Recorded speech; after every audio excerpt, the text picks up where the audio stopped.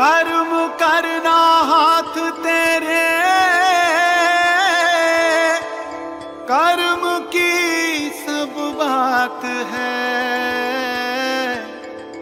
वैदिक रावण संहिता, मानव तेरे साथ है। गुरु जी, आगे एक प्रश्न और है कि जैसे बहुत सारे लोग अपना धर्म परिवर्तन कर लेते हैं, या बहुत सारे लोग ऐसे भी होते हैं जो धर्म परिवर्तन तो नहीं करते पर अपने घर के पितृ, कुल देवता, इन सबको छोड़ देते हैं और दूसरे धर्म की चीजों को फॉलो करना शुरू कर देते हैं।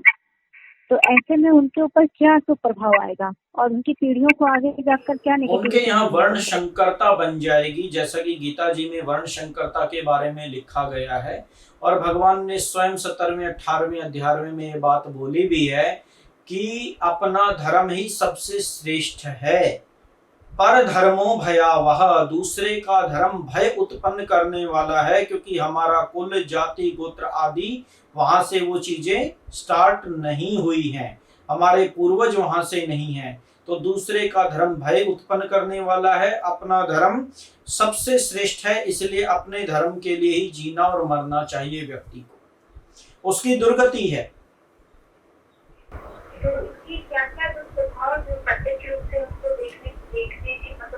उसका ये मानिए, उसका पूरा परलोक दुखी।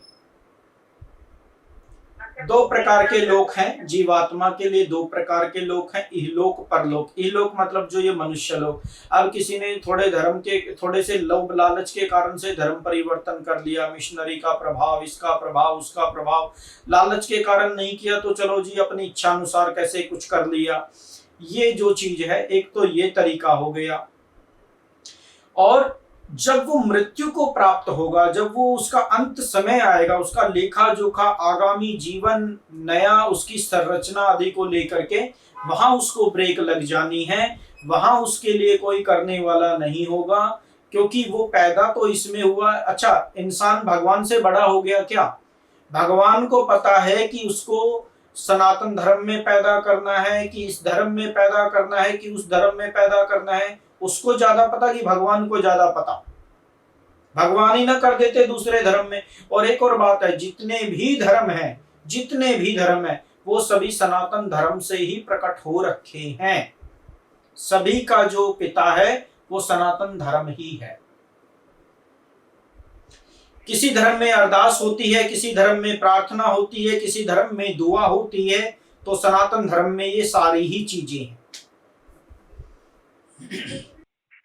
तो गुरुजी, फिर यहाँ एक बात और भी उठती है कि जैसे बहुत सारे लोग वो धर्म परिवर्तन तो कर, कुछ लोग धर्म परिवर्तन करके चले जाते हैं, तो उन्हें उनके आगे की पीढ़ियों को पता ही नहीं चलता कि उनके पीछे का धर्म क्या था। रोकना चाहूंगा, इसलिए मैंने ये बात बोली आपको कि उनका परलोक दुखी है, क्योंकि पीछे का कुछ पता नहीं, कोई कुछ करने वाला होगा नहीं, तो उनकी जो आगे की गति है वो सारी अवरोध में आ जाएगी।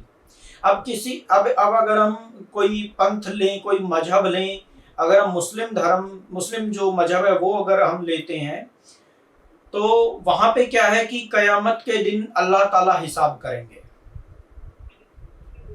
हमारे यहाँ तो ऐसा नहीं है। हमारे यहाँ तो तुरंत दान महाकल्याण, तुरंत शरीर खत्म हुआ, तुरंत जलाया, तुरंत उसके 12-13 दिन में सारे रिश्तेदार आए, रोना रोना रोया, उसकी अच्छाई बुराई कही, उसके पिंडदान हुए, वो आगे के लिए चलाए मान शुरू। परंतु उधर क्या है? उधर तो वही पता नहीं कब प्रलय होगी, कब अल्लाह का रूप होगा, कब उनका हिसाब किताब होगा, कब दोजख मिलेगी, कब जन्नत मिलेगी, कोई अता पता नहीं है। और जो जीवात्मा है वो पड़ी है अपने सड़े हुए शरीर के साथ कब्र में।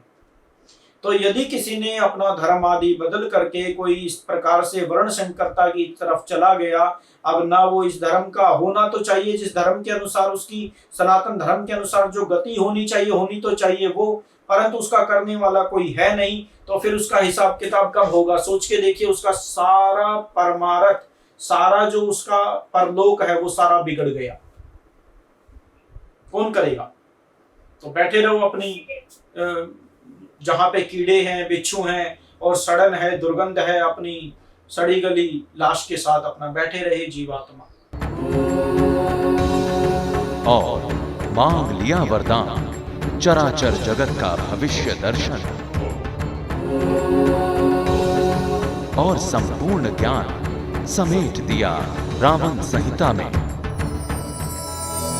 महान ग्रंथ वैदिक रावण संहिता आधुनिक और प्राचीन ज्ञान का संगम है। वैदिक रावण संहिता आपके 3 जन्मों का लेखा जोखा बताती है। वैदिक रावण संहिता पूर्व जन्मों के किन कर्मों से आ रही है भाग्य में रुकावट बताती है।